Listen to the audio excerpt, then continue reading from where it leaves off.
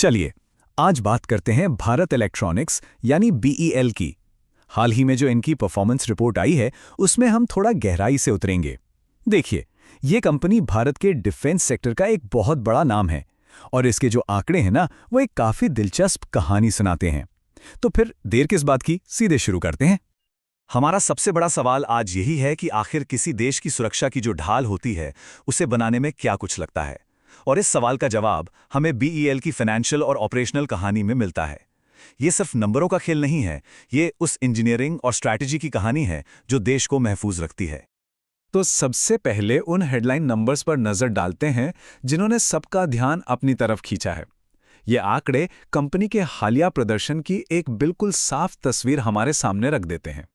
जी हाँ, ये आंकड़ा वाकई में बहुत इंप्रेसिव है। वित्त वर्ष 26 की दूसरी तिमाही में बीईएल की रेवेन्यू में साल दर साल 26% की जबरदस्त बढ़ोतरी हुई, जो बढ़कर 5,764 करोड़ रुपए हो गया। ये एक बहुत शानदार उछाल है जो इस सेक्टर की कई दूसरी कंपनियों को काफी पीछे छोड़ देता है। और बात सिर्फ कमाई तक ही नहीं रुकती, मुनाफे की तस्वीर तो और भी अच्छी है। नेट प्रॉफिट में 18% की ठोस वृद्धि हुई है, जो 1,286 करोड़ रुपए तक पहुंच गया।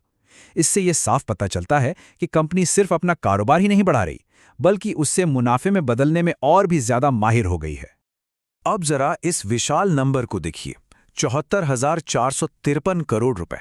ये बीईएल की मौजूदा ऑर्डर बुक का साइज है। अंदाजा लगाने के लिए सोचिए, ये रकम दुनिया के कई छोटे देशों के सालाना बजट से भी ज्यादा है। तो ये सिर्फ एक आंकड़ा नहीं है, बल्कि आने वाले कई सालों के लिए कंपनी के एक स्थिर भविष्य की गारंटी है।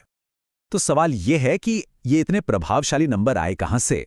अब हम कंपनी के ऑपरेशंस के अंदर झांकेंगे, मतलब उस इंजन रूम में जहां से ये सारी ग्रोथ चल रही है। अच्छा, इस स्लाइड पर जो सबसे दिलचस्प बात है वो है ऑपरेटिंग मार्जिन। अब सीधे सादे शब्दों में कहें तो ये कंपनी की एफिशिएंसी, मतलब कुशलता का एक पैमाना है। बीईएल का ऑपरेटिंग मार्जिन 22.5% से बढ़कर लगभग 28% हो गया है। ये एक बहुत बड़ी छलांग है और यही इसके मुनाफे में भारी बढ़ोतरी का एक मुख्य कारण है। बीईएल सिर्फ एक ही चीज नहीं बनाती। जैसा कि यहां दिख रहा है, इसका पोर्टफोलियो काफी डाइवर्स है, मतलब बहुत फैला हुआ है। डिफेंस इलेक्ट्रॉनिक्स तो इसका मेन काम है ही, लेकिन नेवल सिस्टम्स यानी नौसेना प्रणालियों का भी लगभग 25% का एक अहम योगदान है। यही विविधता कंपनी को स्थिरता देती है। ये कुछ बड़े प्रोजेक्ट्स हैं जो इस ग्रोथ को रफ्तार दे रहे हैं। Long range surface to air missile system से लेकर नेवी के युद्धपोतों के लिए जरूरी इलेक्ट्रॉनिक्स तक, बीईएल अत्याधुनिक डिफेंस प्रोजेक्ट्स के बिल्कुल सेंटर में है। और यहाँ एक बहुत ही दिलचस्प स्ट्रेटेजिक बदलाव देखने को मिल रहा है।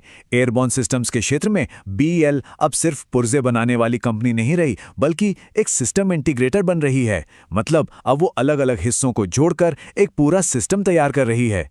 एलसीए प्रोग्राम में एचएएल के साथ पार्टनरशिप और भविष्य के एएमसीए जैसे 5वीं पीढ़ी के लड़ाकू विमानों के लिए पूरे सिस्टम को एक साथ लाने का जो लक्ष्य है, वो इसी बड़ी सोच को दिखाता है। चलिए, ये तो हो गई आज की बात। अब थोड़ा भविष्य पर भी नजर डालते हैं और देखते हैं कि आने वाले समय में कौन से प्रोजेक्ट्स कंपनी के विकास के अगले दौर को तय करेंगे। ये टाइमलाइन बीईएल के लंबे सफर का एक नक्शा दिखाती है। मार्च 2026 से पहले QRSAM मतलब quick reaction surface to air missile system का एक बड़ा ऑर्डर मिलने की उम्मीद है। इसके साथ ही एक नए डिफेंस सिस्टम इंटीग्रेशन कॉम्प्लेक्स में 1400 करोड़ रुपए का भारी भरकम निवेश और 2029 तक प्रोजेक्ट कुशा को पूरा करने का लक्ष्य, ये सभी एक मजबूत भविष्य की नींव रख रहे हैं। और ये कार्यक्रम सिर्फ बड़े ही नहीं, बल्कि तकनीकी रूप से भी बहुत एडवांस्ड हैं। QRS एयर डिफेंस सिस्टम से लेकर AMCA फाइटर जेट के नर्वस सिस्टम तक और आर्चर जैसे मानव रहित ड्रोन के संचालन तक, बीईएल भविष्य की डिफेंस टेक्नोलॉजी को आकार देने में एक केंद्रीय भूमिका निभाने के लिए पूरी तरह से तैयार है। लेकिन देखिए, कोई भी कहानी चुनौतियों के बिना पूरी नहीं होती। तो एक बैलेंस्ड नजरिया रखने के लिए ये समझना भी जरूरी है कि कंपनी के सामने क्या रिस्क और क्या बाधाएं हैं। तो यहाँ दो पहलू हैं। एक तरफ लगभग 57,000 करोड़ रुपए की एक मजबूत ऑर्डर पाइपलाइन और मेक इन इंडिया पर जोर जैसे बड़े ग्रोथ ड्राइवर्स हैं। तो वहीं दूसरी तरफ सप्लाई चेन में रुकावटें और पुराने होते पुर्जों जैसे एग्जीक्यूशन रिस्क भी हैं। कंपनी को इन दोनों के बीच एक संतुलन बनाकर चलना होगा। अब चलिए थोड़ा जूम आउट करते हैं और बीईएल की कहानी को डिफेंस सेक्टर में आत्मनिर्भरता के बड़े नेशनल कॉन्टेक्स्ट से जोड़कर देखते हैं। ये स्लाइड बहुत शानदार तरीके से दिखाती है कि बीईएल भारत के पूरे डिफेंस इकोसिस्टम के लिए कितना ज़्यादा ज़रूरी है। ये थल सेना, नौसेना और वायुसेना तीनों को ही ज़रूरी इलेक्ट्रॉनिक सिस्टम मुहैया कराती है, जो इसे देश की रक्षा रणनीति में एक बिल्कुल यूनिक और सेंट्रल पोजीशन देता है। और ये जो कोट है, ये पूरी कहानी का सार है, एक तरह से निचोड़ है।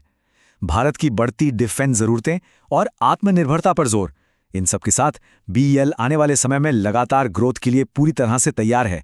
मतलब आउटलुक काफ़ी पॉजिटिव है। तो हम इस पूरी बातचीत को एक विचार करने वाले सवाल के साथ खत्म करते हैं। जैसे जैसे दुनिया भर के देश अपनी सुरक्षा के लिए घरेलू टेक्नोलॉजी पर ज्यादा निर्भर हो रहे हैं, बीईएल जैसी कंपनियां जो इस इनोवेशन में सबसे आगे हैं, उनका भविष्य क्या होगा? ये सिर्फ एक कंपनी की कहानी नहीं है, बल्कि एक ग्लोबल ट्रेंड का भी आईना है। सोचने के लिए एक दिलचस्प सवाल है ना?